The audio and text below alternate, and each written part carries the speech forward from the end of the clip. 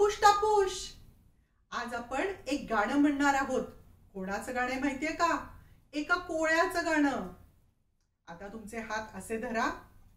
या हाताचा अंगठा आणि या हाताचं पहिलं बोट. करायची सुरुवात. इवला इवला कोळी चढला भिंतीवर, पाऊस आला जोरात पडला गवतावर. ऊन पडलं आणि पाऊस वाळला, आणि इवला इवला कोळी परत वर चढला. आवडलं? परत करायचं. चला तर मग. इवला इवला कोळी चढला भिंतीवर, पाऊस आला जोरात पडला गवतावर. ऊन पडलं आणि पाऊस वाळला, आणि इवला इवला कोळी परत वर चढला.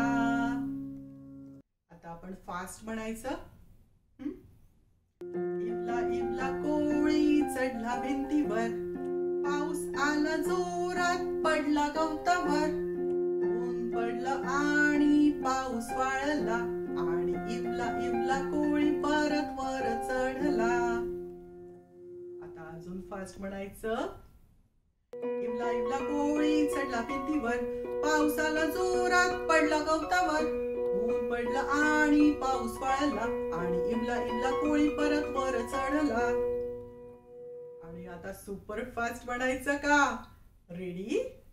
इवला इवला कोळी चढला भिंतीवर, पाऊस आला जोरात पडला गवतावर. ऊन पडला आणि पाऊस वाळला, आणि इवला इवला कोळी परत वर चढला. सगळी गडबड झाली ना?